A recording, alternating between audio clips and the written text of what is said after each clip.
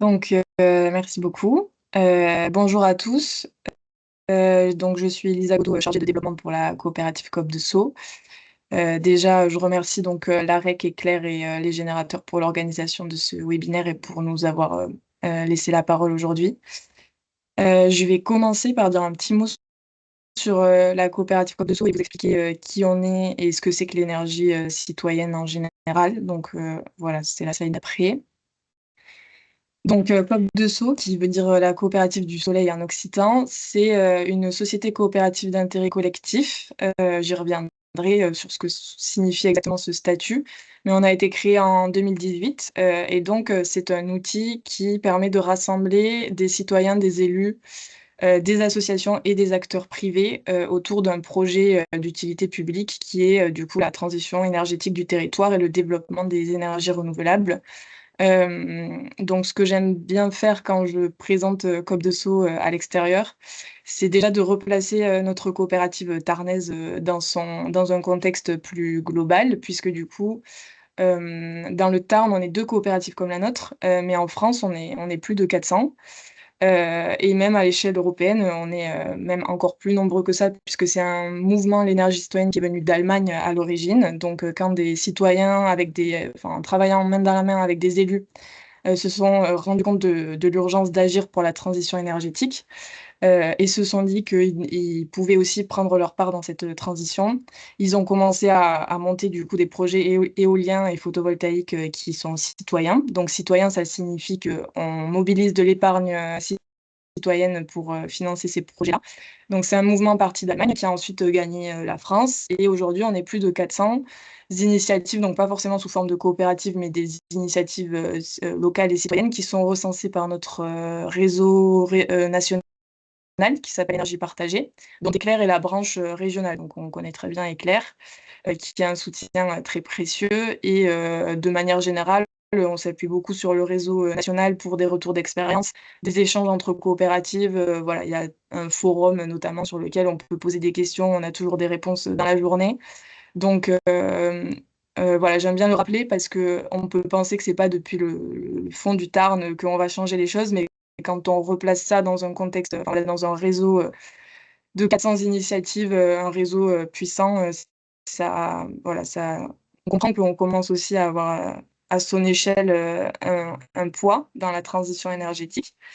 Donc nous, Coop de Sceaux, on est spécialisé dans le photovoltaïque et comme vous l'avez dit. Aujourd'hui, on regroupe 250 sociétaires, puisque du coup, donc quand je parle de société coopérative d'intérêt collectif, on parle d'un statut, particulier d'entreprise, coopérative qui fonctionne sur la base du sociétariat. Donc ça veut dire qu'on a une gouvernance, partagée, à la fois des associations, donc des acteurs, publics, privés et des citoyens peuvent prendre une part sociale ou plusieurs parts sociales, dans la coopérative. Et à partir du moment où vous avez une part sociale, vous êtes, conviés à notre assemblée générale, vous êtes impliqués dans la gouvernance et vous avez, voilà, un poids dans les décisions, de la coopérative. Donc aujourd'hui, on est 250 sociétaires, dont des collectivités, mais je reviendrai là-dessus. On a 3 missions principales. La première étant qu'on contribue à la transition, énergétique en produisant nous-mêmes, de l'énergie renouvelable. Donc on a 18 installations sur le territoire pour une, puissance de 730 kilowatts crête. Encore une fois, j'y reviendrai sur cette histoire d'installation parce que ça s'est beaucoup fait en lien avec les collectivités. Mais du coup, voilà, l'objectif premier de la coopérative, c'était de se réapproprier la transition énergétique, de se dire qu'il n'y a pas de raison que ça ne soit que le monopole de groupes privés et que les citoyens, les élus, les acteurs locaux, en mettant en commun leurs compétences et leur épargne, peuvent aussi développer des parcs photovoltaïques ou éoliens, enfin voilà, d'énergie renouvelable, qui soient locaux, qui soient financés par de l'épargne locale et qui aient des retombées pour le territoire, des retombées économiques.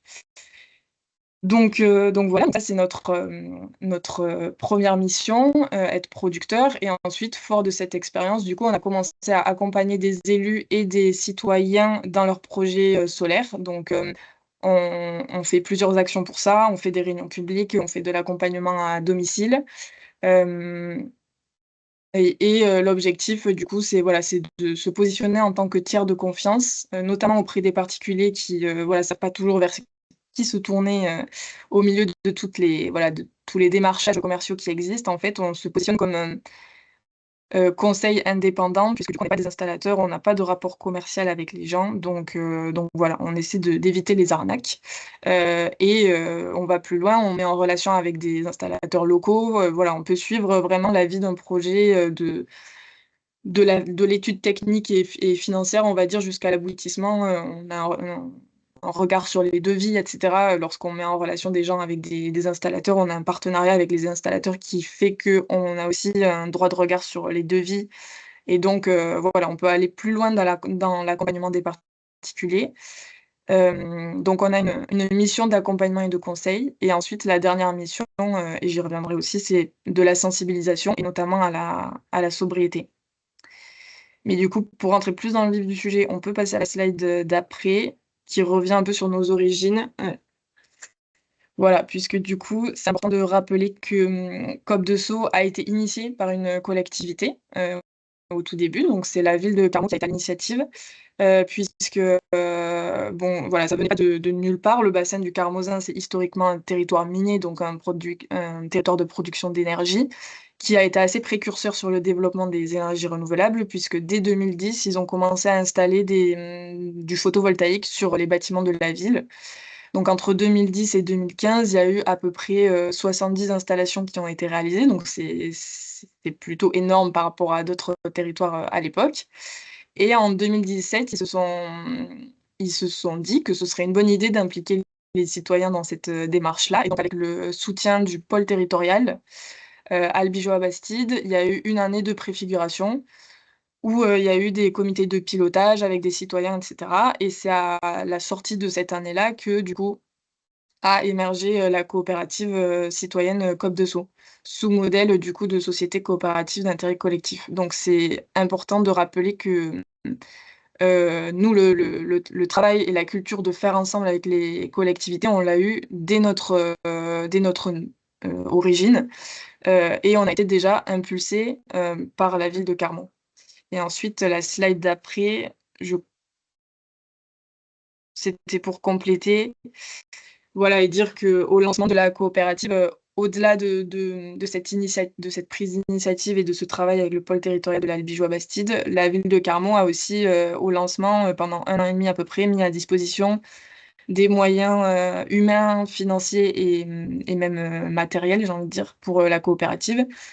Puisque du coup, le moyen le plus notable, on va dire, ou en tout cas celui qui a été le plus important, ça a été qu'on avait la responsable, énergie, climat à l'époque, de la mairie de Carmaux qui travaillait pendant 1 an et demi, si je dis pas de bêtises, à mi-temps pour la coopérative. Donc il y avait 2 jours de sa semaine qui étaient consacrés au développement de Coop de Sceaux, en lien avec les bénévoles, mais du coup, elle a été très précieuse, à cette époque-là.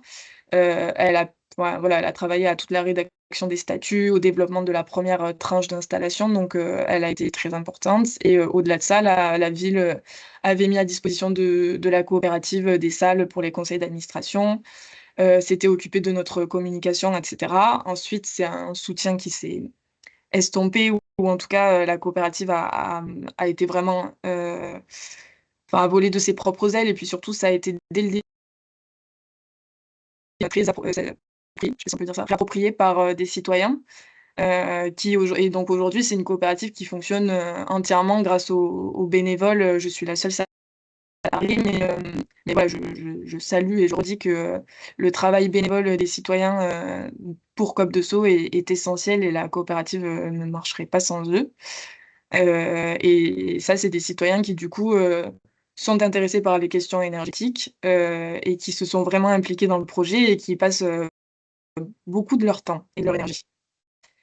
Voilà et après du coup sur la slide d'après,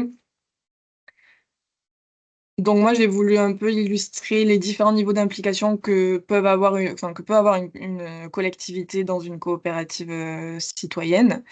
Il y en a plusieurs. Le tout premier la toute première étape, qui est aussi, la plus symbolique peut-être, c'est de prendre des parts sociales dans la coopérative. Donc nous, aujourd'hui, sur nos 250 sociétaires, la grande majorité sont des citoyens, et c'est très bien comme ça parce que c'est un outil, du coup, fait pour et par les citoyens. Mais on a quand même 14 collectivités qui font partie de la coopérative, dont 12 communes et 2 communautés de communes, qui du coup, par la prise de part sociale, font, déjà un apport financier, mais surtout, peuvent participer à la gouvernance et ancrent en fait leur partenariat avec nous, leur volonté de s'impliquer dans le projet et voilà leur foi, on va dire, dans un nouveau modèle de faire ensemble, de coopération, pour un projet, environnemental, sur le territoire. Donc cette prise de part sociale, elle est très importante pour nous, presque plus au niveau symbolique, et partenarial que financier. Puisque du coup, c'est dans notre ADN, voilà, de coopérer avec différents types d'acteurs, donc c'est très important que les collectivités nous soutiennent. Et l'étape, un peu, au-dessus, avec, 2 communautés de communes du territoire, on a passé des conventions de partenariat.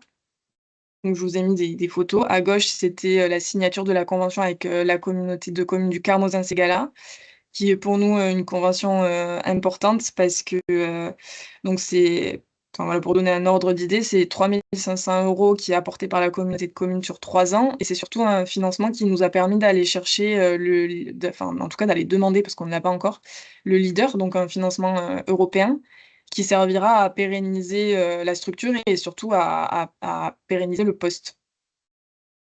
Il y a un petit souci Partage de partage. ses revenus. C'est revenu. Super. Donc voilà, donc ça a été une parce que du coup, pour aller chercher, oui, le leader, il faut une partie de financement local. Donc c'est la communauté de communes du Carmozin-Ségala qui nous l'a apporté avec cette convention et donc ces 3 500 € viennent en contrepartie d'un nombre, il y a des objectifs chiffrés assez précis d'actions qu'on doit mener sur le territoire. Donc un nombre d'accompagnements, auprès des particuliers, un nombre de réunions publiques, à faire, dans l'année. Donc voilà, il y a des objectifs chiffrés en contrepartie, et du coup, voilà, c'était une convention dont on était très contents, parce qu'une fois voilà, une fois de plus, ça allait plus loin dans le partenariat avec les collectivités et c'était une manière de, voilà, de légitimer notre action et aujourd'hui, du coup, on réalise des réunions publiques, «gratuitement» entre guillemets, puisque du coup, c'est sous mandat de la communauté de communes et c'est un échange de cette convention et on en a passé une autre, du coup, avec, Centre Tarn qui est aussi importante. Les objectifs en termes de 8 500 € par an pendant 3 ans, oui. Je vois, François Etévenon qui est président de la coopérative qui le précise dans les commentaires. Et du coup, avec Centre Tarn, on a une autre, convention qu'on a aussi signée il y a 1 an, heu, qui était un peu moins importante, c'est 1 500 € je crois par an, mais qui était aussi, importante pour marquer, notre développement sur d'autres territoires aussi, puisque du coup le Carmozin-Ségala, c'est notre, berceau de naissance, on va dire et on a pour volonté de se développer sur le territoire du Tarn Nord et notamment les communautés de communes qui constituent le pôle territorial.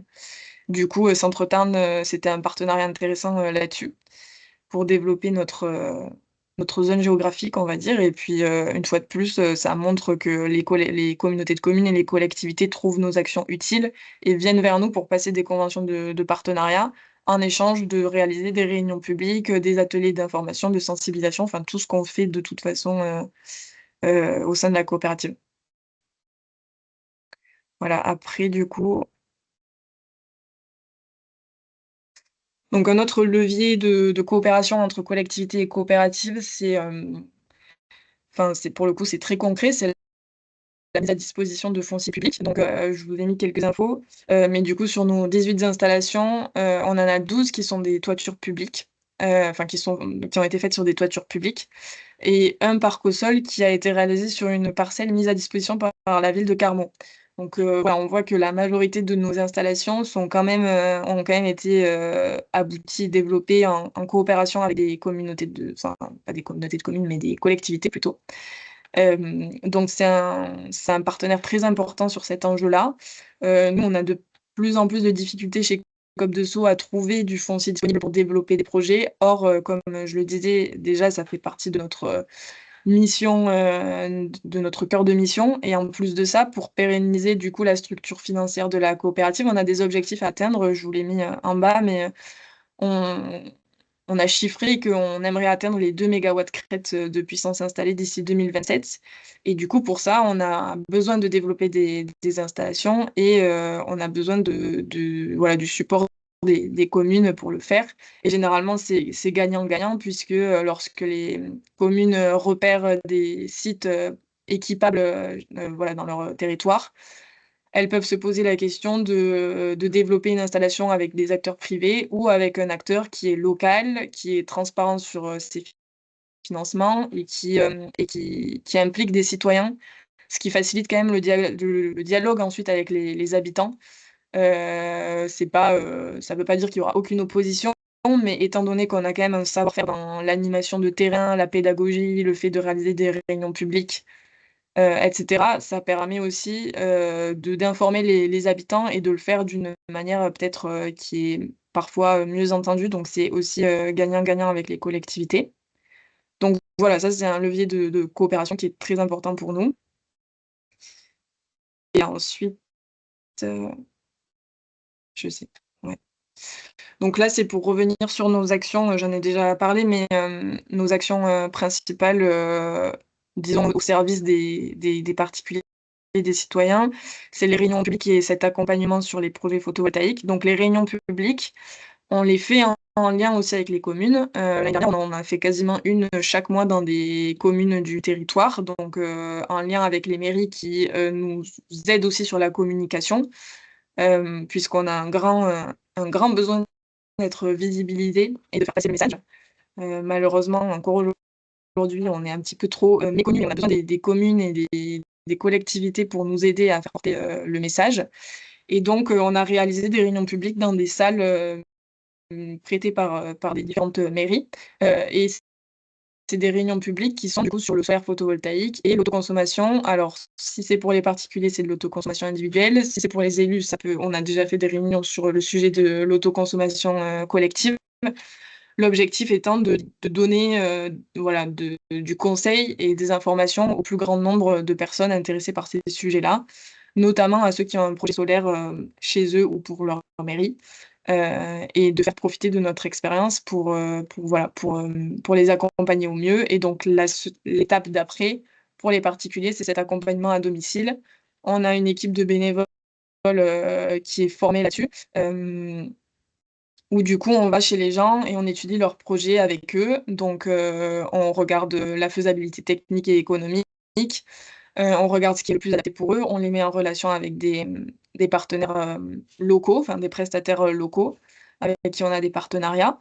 Et l'objectif, c'est vraiment encore une fois, de les informer, de les sensibiliser et qu'on sorte de cette visite, en ayant, voilà, le sentiment qu'il y a des citoyens qui sont un peu plus, impliqués dans la transition énergétique, voilà, qui ont bien compris en quoi c'était important aussi d'être plus sobre, de changer ses manières de consommer et cetera. Enfin, il y a tout un travail de pédagogie et presque d'éducation sur ces sujets énergétiques qui sont complexes.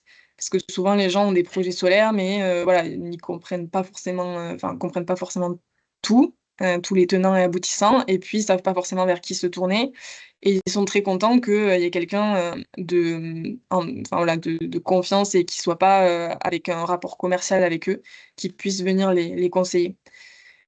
Donc ça, c'est une action, très importante et ensuite en dernier, je crois que j'avais un petit encadré sur, nos actions de sensibilisation puisque du coup, je vous ai mis, une photo, donc ça c'est Dominique, l'une de nos bénévoles, du groupe de travail dans les écoles puisque donc, on a commencé à lancer des animations dans les écoles. Ça, c'est récent et ça s'est fait grâce à l'arrivée de 2 nouvelles, personnes, du coup, au sein de la coopérative, Dominique et Martine. Et donc on a commencé des ateliers de sensibilisation sur l'énergie dans les, écoles primaires du territoire et c'est une action qu'on va continuer parce que ça marche bien et que les écoles sont très intéressées. Donc ça, c'est une action de sensibilisation. On a aussi, fait visiter notre parc solaire à des collégiens, l'année dernière Donc il y a des actions qu'on essaie de développer avec les publics scolaires, mais au-delà de ça, on participe aussi à plein d'événements. Cette semaine, on est à la fête des possibles à Cordes-sur-Ciel.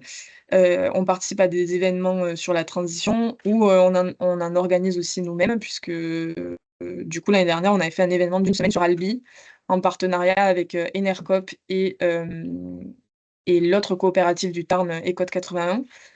Donc c'était un événement, tripartite, on va dire et on a organisé une semaine de petits événements, sur Albi en lien avec, l'énergie citoyenne. Donc il y avait des visites de parcs, photovoltaïques, il y avait des ciné-débats, des réunions publiques, voilà. Il y a eu une inauguration d'un site en agrivoltaïsme.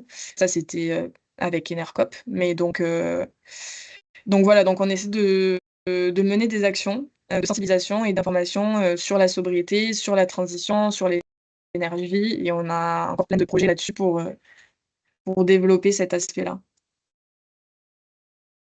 Hem et après je vais conclure parce que j'ai déjà beaucoup parlé. Mais je vois qu'il y a des questions, mais je pense qu'on les prendra après. On verra après. Ouais, ouais. Ouais, mais juste redire du coup que voilà, que, le travail avec les collectivités pour nous, il est essentiel. Déjà, c'est un grand soutien sur la communication. Souvent les gens nous disent: «C'est super ce que vous faites, mais on ne savait pas que vous existiez» et ça, c'est vraiment l'un de nos voilà, de nos obstacles principaux, c'est qu'on est encore, méconnus sur le territoire et on a vraiment besoin que les collectivités puissent parler de nous, donc soit par l'organisation de réunions publiques, soit en relayant, nos posts sur les réseaux sociaux, enfin des actions de communication, basiques. Mais aussi, ça arrive que des gens, nous appellent, parce qu'ils ont signé un devis, qu'ils ont besoin d'avoir un avis dessus pour savoir s'il est fiable et ils se sont dirigés vers leur, mairie et la mairie les a redirigés vers nous. Donc ça, c'est super et c'est ce qu'on aimerait que enfin voilà, le plus de collectivités fassent. Parce que, quand ça passe par une mairie, ça légitime notre action et ça nous voilà, ça nous place en tiers de confiance donc ça, c'est un vecteur de communication qui est, très intéressant. J'ai mis faciliter et visibiliser nos actions, c'est un peu synonyme, mais en tout cas, faciliter nos actions par le prix de salles, la collaboration dans les projets. J'ai mis: «Il existe 1000 façons de travailler ensemble, et c'est vrai pour donner du sens à la transition». Et même aller plus loin puisque du coup, on n'a jamais terminé de resserrer les liens avec les collectivités. On a des élus dans notre, conseil d'administration, il y a Jean-Marc qui va parler juste après. Mais voilà, on a des élus dans notre conseil d'administration. Aller plus loin pour les collectivités, c'est vraiment s'impliquer, je pense, dans le projet de la coopérative. C'est prendre des parts sociales, c'est, s'intéresser à ce qu'on fait, c'est, potentiellement, repérer du foncier et proposer à la coopérative de le mettre à disposition. Enfin voilà, il y a plein de manières de coopérer ensemble, sachant que nous et je pense de manière générale, toutes les initiatives qui sont sous forme de coopérative, on a vraiment comme objet de coopérer, de faire ensemble et c'est une culture qui se construit et qui se travaille. Donc voilà, mais qui est très intéressante, qui amène, des nouvelles manières de faire ensemble et qui donne beaucoup plus de sens aussi à nos actions et à ce qu'on fait. Donc voilà. Et merci beaucoup, Lisa. C'est très inspirant parce que souvent on parle de retombées locales quand on parle de projets citoyens, mais on a tendance à réduire ça à une logique financière. Mais on voit bien qu'il y a aussi tout un tas de retombées. Enfin voilà, la photo l'illustre bien en termes éducatifs, en termes de citoyenneté. Donc c'est très inspirant.